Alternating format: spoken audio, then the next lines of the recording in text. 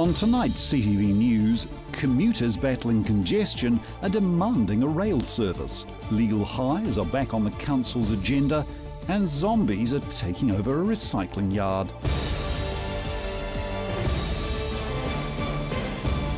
This is CTV News, I'm Grant Mangan. Congestion along the Northern Corridor into Christchurch has been so bad, frustrated commuters have been asking about using the rail line for public transport.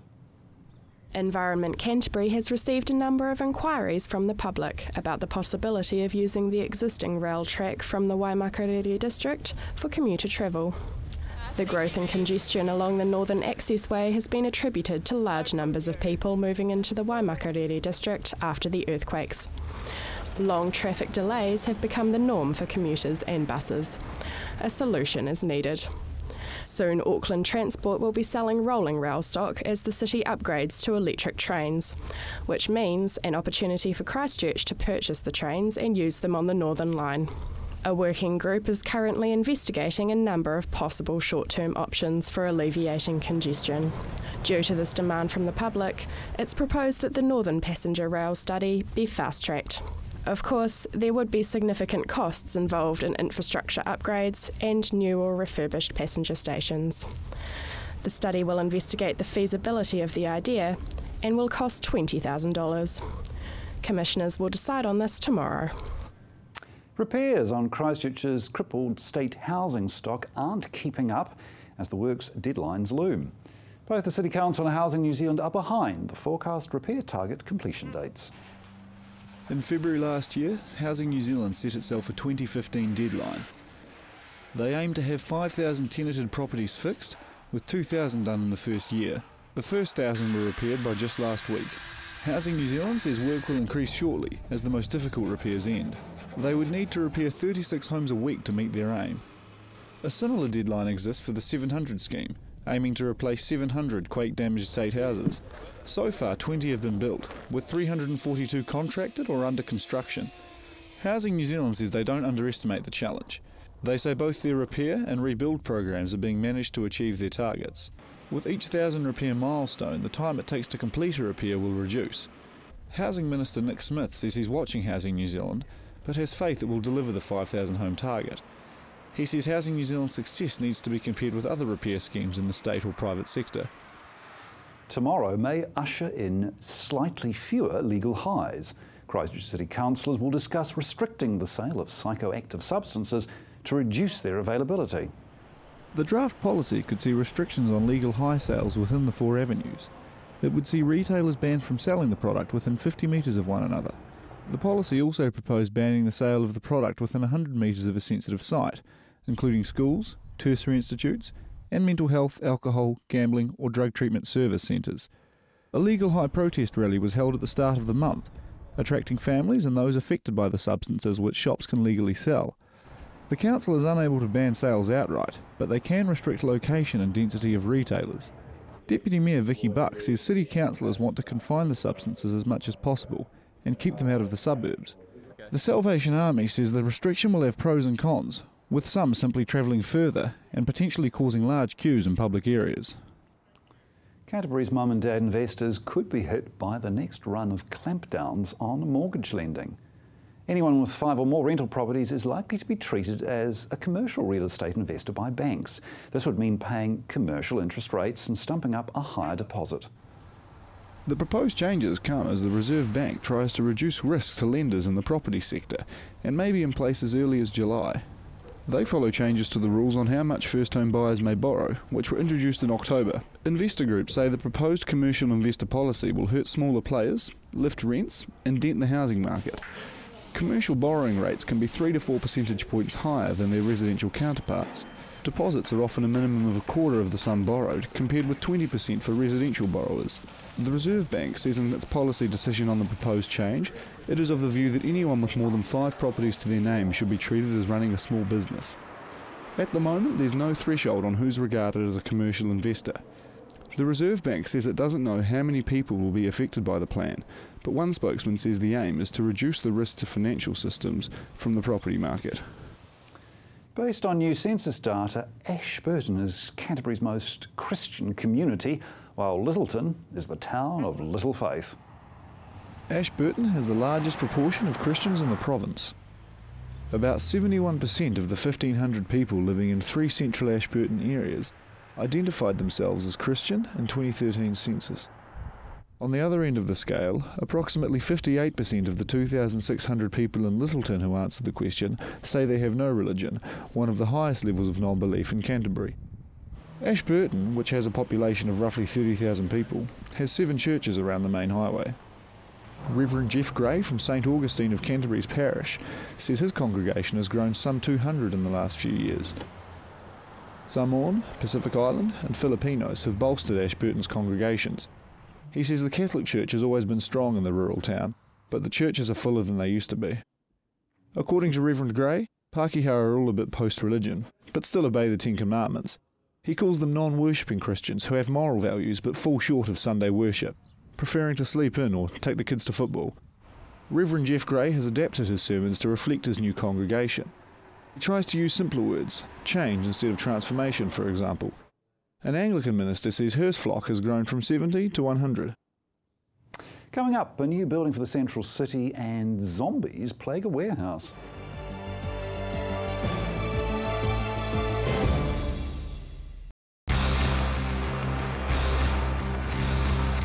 Flash news set, isn't it? Red and Black Sport gets a new title as well, but we'll still be talking every week to the movers and shakers in sport. Red and Black Sport, Monday night, 7:30, here on CTV.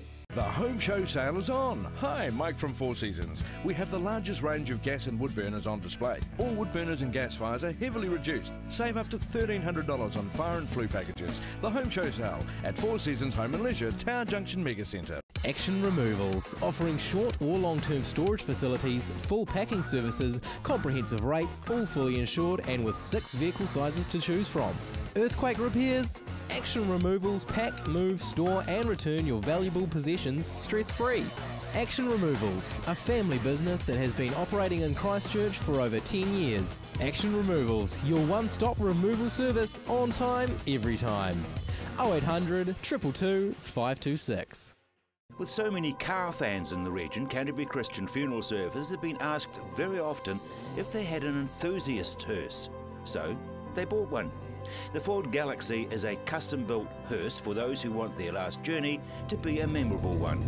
Complete with racing motor and exhausts, the vehicle certainly stands out, and if you want to go out in something that's very different, or you want your loved one to have their last journey very special, contact the team at Canterbury Christian Funeral Services. Hi, I'm Mark and welcome to Stay Well Pharmacy. Whatever the season, Stay Well Pharmacy has you covered. As an integrated pharmacy, we stock all the well-known pharmacy medicines, as well as quality nutritional and herbal treatments. Our team of pharmacists and full-time naturopath are here to help you find the products and advice to suit the needs of you and your family. So come in and see us at Stay Well Pharmacy, 27 Shands Road in Hornby. Stay Well Pharmacy, live well, stay well. Meet the people behind the biggest political stories and scandals of recent times and discover a different perspective. People in Politics. Monday afternoon at 1:30, CTV.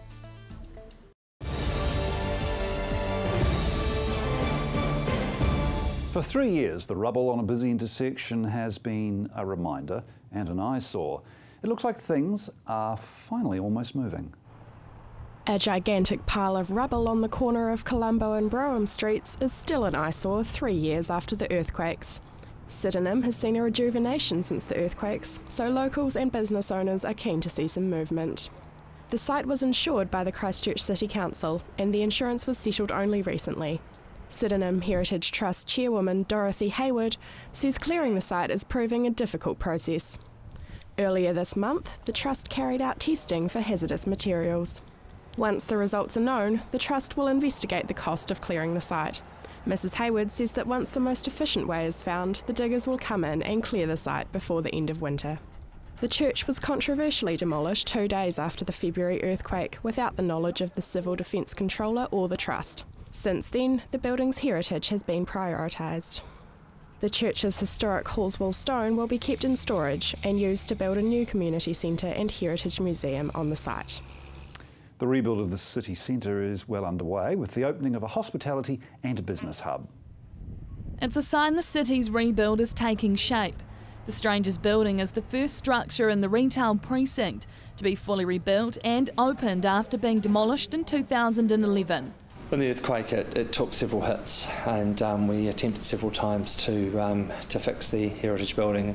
Sean and I and Grant, business partners, love heritage property, and we did our best to save the building. The $13 million project has been modelled closely to the original heritage building, but the contemporary triangular design is adding a zap of colour to the city corner.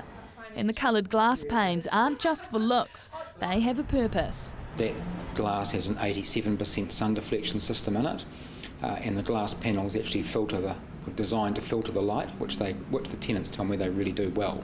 The original building held some of Christchurch's greatest history. It was the city's first department store, opened by William Strange in 1863 as a drapery shop. 11 years following Mr. Strange's death in 1911, the property was sold for £750,000, one of the largest property deals recorded in New Zealand at the time. So we wanted to put back a building that both respected the building that was previously here, the Strangers building, and would become an iconic building, and we think that it's already doing that now, so we're thrilled. From over a dozen buildings in the city centre, the co-owners' employees had a lucky escape on February 22nd. We had approximately 20 commercial buildings in the city we lost, and we didn't have anyone that was hurt in any of our buildings. So it was, and they're all heritage buildings in the CBD. So it was really good. The building won't just be office spaces. The bottom floor is modelled off the Melbourne alleyways, which weave along the ground floor, including 5 cafes and bars. Emma Cropper, CTV News. Be warned, there's a zombie outbreak forecast for Christchurch residents over the next 3 weeks. Hordes of zombies will be attacking locals as part of an interactive live-action video game called Zombie Red Zone. Inside a recycling plant, the rebels will soon be gathering, along with a horde of zombies fighting to break in. It's dark, it's scary, things leap out from around the corner, and we see, zombies are getting killed left, right and centre. So it's like being in a zombie movie, really. The story is that a global pandemic known as the Z virus has devastated the world, turning everyday people into ravenous hordes of undead. Military outposts and quarantine stations were established in an attempt to control the outbreak, but it was futile. The plague spread, the dead rose. Inside this plant, the purpose-built rooms are the scenes for this play on steroids, where the survivors battle zombies at every corner. It's already been overrun. However, someone has set off a beacon, an emergency beacon. So the audience have responded to that and are here, but they don't know how dangerous it is. This play is something different. The audience is at the centre of the experience. They're forced to make choices that help to drive the story. Instead of being picked to stand up and do something in front of other people or to be made a fool of, they are literally part of the cast, all of them. More than 100 audience members will be filling up the set each night. Split into 2 groups of 50, they'll have the choice of 2 different experiences, one of which will lead them to the medical facility. This is obviously in the med room. This is one of the drugs cabinets. So we're trying to stock it up to make it look as though it, was used for medical purposes, Will these help during an attack? Won't help the audience or anybody that gets bitten, no, because if you get bitten within seconds, you're a zombie. So basically, you get bitten, you have to get shot or decapitated or your brain smashed. Something has to happen to your brain. This isn't a show for those with a weak stomach. There's a lot of zombie killing during the hour-long experience. A trial run last year in Auckland attracted sold-out crowds. The director's hoping this year's show will have a similar effect on Canterburyans. The aim is to take it beyond New Zealand. This one is the template, if you like. We should be able to lift this up, this whole idea, and drop it in any city or town in the world, if they want it, and fit it to that environment. So. The team's already heading to London in August to show their zombified creation off to the world. But what is the public's fascination with zombies? it's the zeitgeist, isn't it? It's the spirit of the times. It has been since the 70s. So isn't it about alienation and the undead, and in this disaffected world where religion is getting less and less popular and the afterlife seems to be a myth? The official launch is Friday night at 7 p.m, with shows running every night until May 17. But without tickets, the location of this experience is top secret. Marcus Gibbs, CTV News. I wouldn't have to look for the exit, you wouldn't get me through the entry. Still to come, Patrick Phelps takes a closer look at the manufacturing industry.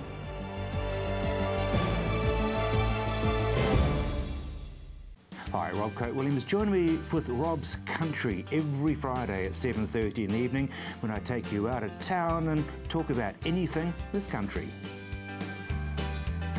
Rob's Country, Friday at 7:30. Come on down to Ferrymead Golf. Care for a game of paintball? How about some swings on the old driving range? Or on our par 3 9-hole golf course? Test your skills on the mini golf course or have a go at the airgun shooting range. Then relax at the Wow Cafe with one of our super succulent Wow Burgers. Whether you want to perfect your swing or are looking for a fun family day out, come down to Ferrymead Golf, 50 Ferrymead Park Drive, right next to the Ferrymead Heritage Park. We all know the best thing you can do for your body is eat fresh foods in their natural state. The same applies to your skincare. Southern Skin provides a skincare range with fresh, locally sourced ingredients, plus natural preservatives and emulsifiers to produce the best nourishment for your skin to unleash your healthiest complexion. New Zealand olive and aloe skincare for young or old, men, women and children. There is a product in the Southern Skin range for you. southernskin.co.nz. Christchurch has its very own enchanted utopia, the Hitching Post. Pop in and see for yourself. A magical assortment of handmade creations, custom-made candles and artwork. Choose from our huge range of water features, garden art and imported giftware. Specialists in handcrafted metal artwork made in store. Nestled on 722 Marshlands Road. The Hitching Post, defining art our way. My son's helped me greatly with my independence now that I've got more mobility. Mum, I've been looking into stand assist chairs from More Mobility. They recline back with a footrest, then when you want to get out of them, they stand you up. You can even sleep on them. More Mobility can bring one out for a free trial. There's even electric beds too. What do you think? For more range and more expert advice, see More Mobility, corner Clarence and Princess Streets off Blenheim Road. What a difference more mobility makes. Wild Spirits covers the biggest, most extreme sports events across the planet. Surfing to base jumping, snowboarding to motocross. This series will sure to have you on the edge of your seat. Wild Spirits, Wednesday nights at 7, CTV.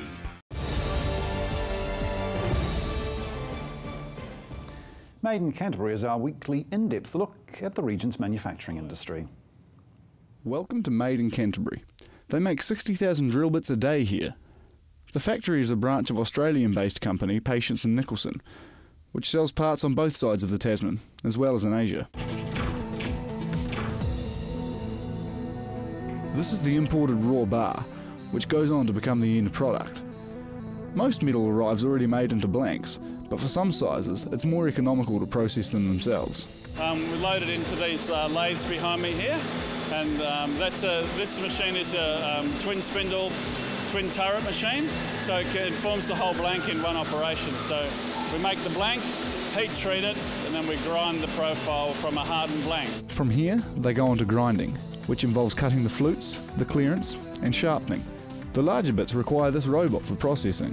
So this machine is a flute and clearance grinding machine.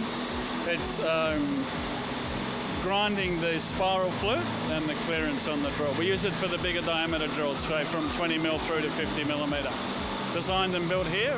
After heat treatment and a few other steps, they come here for branding. Each part is given the company mark with a laser. Once packaging's done, they're ready to be sold, mostly in Australia and New Zealand. Rick Smith is the operations manager, among 125 of the staff in the country who all know the drill. 40% of our sales are domestic.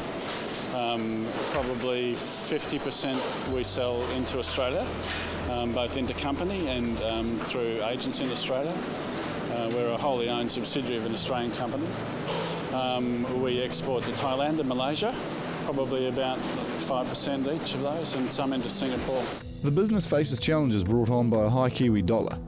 As well as making it difficult for them to export, it makes it cheaper for others to import. The difficulty from operating here is the competition from imported product, particularly Chinese product. We're not in that sort of niche manufacturing area. We're making pretty much a commodity product. It's in high volume. It's not the sort of area that's been identified as where New Zealand would have a competitive advantage. So we're currently in strong competition from imported product. He says despite that, there are upsides to manufacturing domestically. We're able to say on our product, made in New Zealand. I think there's some advantage in that. And why is that, do you think? I think people associate New Zealand manufacturing with quality. We're also, because we're based here in the country, we can service our customers a lot more quickly than if we were importing from overseas. Mr. Smith isn't surprised there aren't many larger volume manufacturers in New Zealand these days, as it's so much easier to import. You don't have the huge investment in equipment and in property. You can bring in a few container loads, sell it, and move on. You know, our company has a long-term commitment to manufacturing. You know, it's what we believe in. We believe it adds value and wealth to the country, and you have to have that level of commitment to stay in it. The operations manager says it helps being part of a big company. For example, last year when things were quiet, they transferred some of the product from one of our Australian plants to here, which kept the volumes up, which meant that we could operate economically. Not to put themselves in a hole with just drills, the company has another big strength. They design and engineer many of their own machines, some of which to use in the factory and others are sold on. Rick Smith says it's important factories like this one prosper. Manufacturing generates wealth. You know, if you make something, you add value to it, and you sell it, particularly if you export it, it's income for the country. Patrick Phelps, CTV News. Let's take a look at what's making news around the Canterbury region.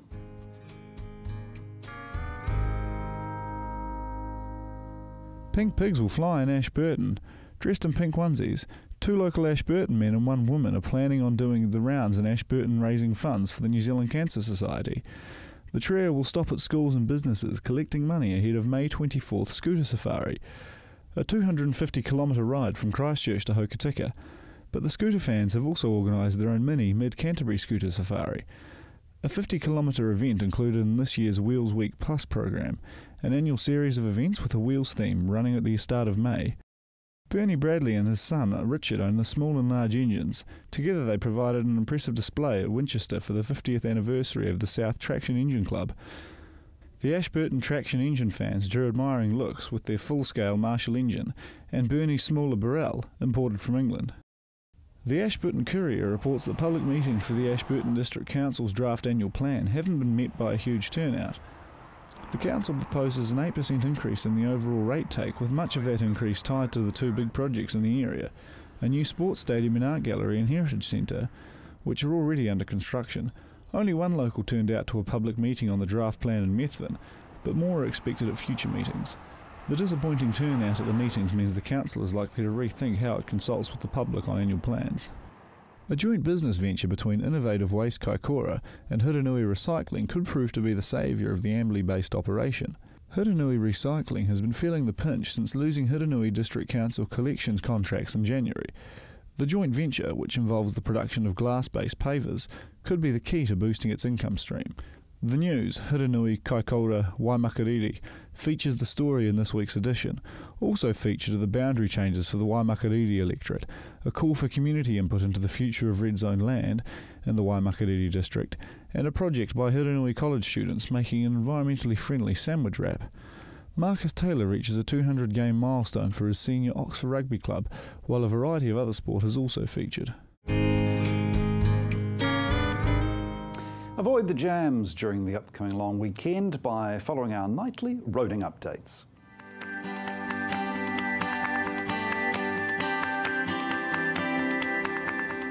Hello travellers, to help you plan your journey around the central city, here's an update of what's happening on our city roads this week. Durham Street North from Salisbury Street to Kilmore Street is down to 1 lane. Salisbury Street from Park Terrace to Madras Street continues to be down to 1 lane in many places as Skirt complete their work.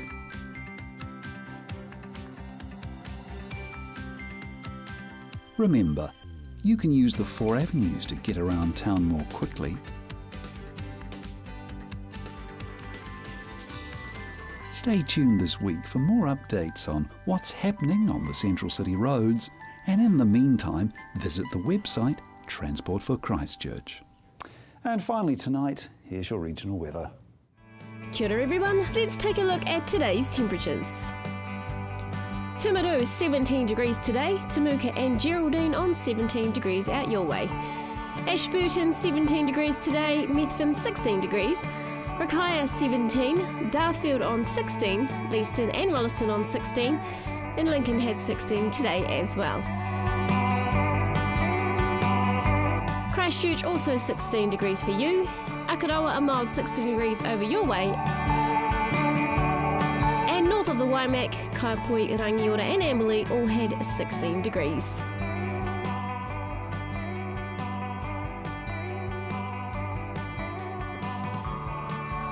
Inland now, Culverden and Hannah Springs had a warmer 18 degrees and 18 there in Cheviot. Further up along the east coast, our friends there in Kaikoura received 16 degrees today. A fine and mostly sunny Thursday in store down in Timaru with the usual northeasterly breezes present. Tonight's low 9 degrees, tomorrow's high 17.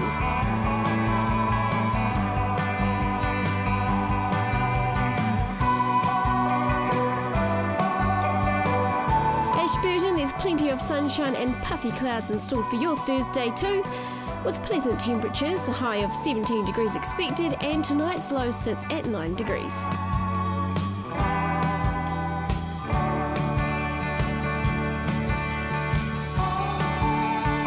Any early cloud in the Garden City will break away and long sunny periods developing and northeasterly breezes expected. Tonight's overnight low 9 degrees, tomorrow's high 17.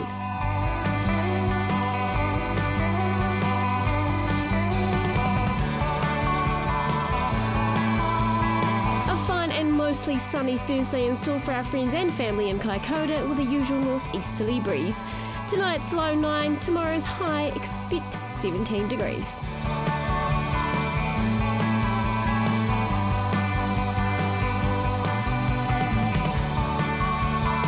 It's looking like a fine day ahead for other areas in Canterbury. Let's take a look at the expected temperatures. Methven 17 and 17 there in Rakaia. Darfield, you're on 18 degrees tomorrow, and Leeston 17 degrees for you.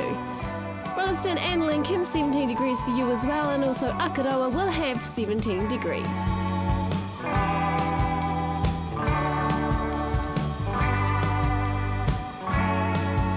And out there in North Canterbury, Kaipoi and Rangiora, 18 degrees tomorrow. Amberley also have 18 expected there, and Culverden, Hannah Springs and Cheviot also have a fine day ahead with 19 degrees.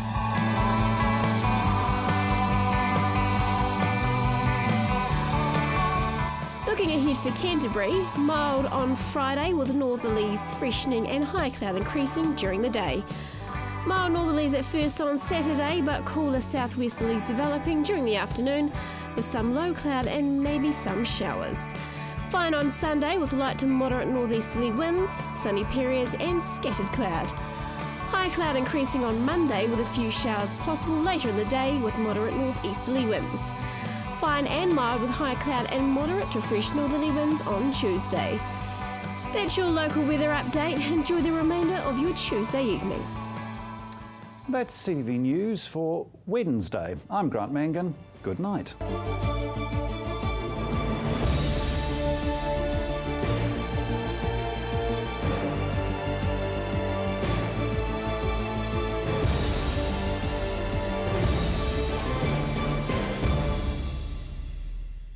Supporting local content so you can see more of New Zealand on air.